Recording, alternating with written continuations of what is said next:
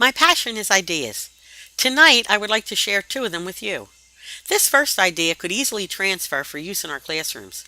For the first time at ISTE, an hour-long session was divided into 11 5-minute rapid-fire presentations called Ignite. These presentations were self-running, and presenters were allowed 20 images to, quote, share their passion and ignite yours and expand horizons. You need to be creative and visual to ensure impact. No movies or animations, just images. I liked this idea and decided to adapt my presentation to it. Remember, the presentation has to be self-running while you are providing the audio. My second idea is that I would like us to take a moment and reflect on our continuing transformation as educators. Let's ask ourselves if we can consider ourselves entrepreneurs too. David Warlick at Social EdCon, formerly EduBlogger Conference, that's held the Saturday before ISTE's conference, led a roundtable discussion on teachers as edupreneurs or teacherpreneurs and drew a lot of attention to this idea. This may immediately conjure up positive or negative emotions for us. I am not addressing that teachers can profit as entrepreneurs, and there are programs that encourage this. I am referring to a spirit, an attitude, and a mission. Teachers as entrepreneurs came up again at ISTE during Young Zhao's keynote address, Global, Creative, and Entrepreneurial, Defining High-Quality Education. Dr. Zhao said we have a better chance for learner success when we acknowledge a diversity of talents, especially creativity, entrepreneurship, and passion. These qualities are a part of us. We're born with them. Teachers need to be creative and innovative. We need to be great. We have moved to a creative economy. An expanded definition of entrepreneurs includes intrapreneurs, those risk takers and changers working within organizations. You do not wait. If you see a need, you act to fill it. This requires a paradigm shift. We need to enhance our talents and those of our students. Education develops and enhances our strengths. Dr. Zhao tells us curriculum should develop the personal strength of students. It's not about fixing deficits. What a great definition.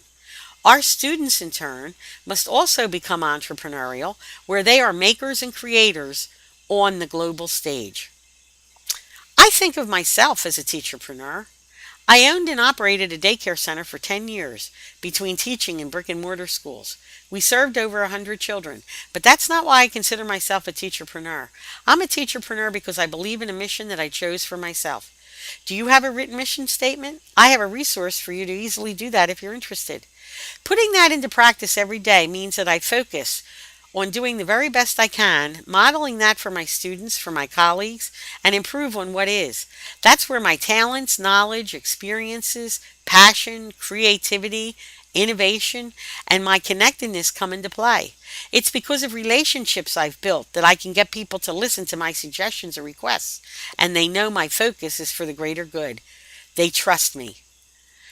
When I was a kid, my father worked for Texaco, and I was always so proud when their commercial came on. You can trust your car to the man who wears a star. The star was a symbol for Texaco. David Warlick, in his 2 cents worth blog reflecting on ISTE, said educator entrepreneurs are self-directed, take control of their time, model their entrepreneurship for their students, do not make excuses, take responsibility. There are 3 goals for the educator entrepreneur: to make their classroom a place where the community wants to be, that children are learning things their community didn't know and wants to know, and that they help students to brand their classrooms. What's your brand? What defines and expresses your brand as far as what you think and believe?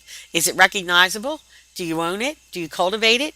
Can you and your students create and exemplify your class brand? This has been discussed on the CEM website, and Steve Hargadon interviewed a teacher who, together with her class, completed a course on creating personal student brands. PLP has written about this idea too. One of the best posts I ever read was Cheryl's about unselfish self-promotion, where Cheryl talks about, quote, providing ideas, the vision, and the dream. Teacherpreneurs lead the way in mentoring colleagues, sharing skills and strategies while still teaching. Not easy, though.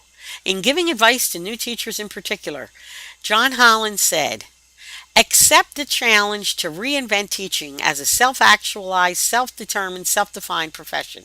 This is the ultimate definition of a teacherpreneur.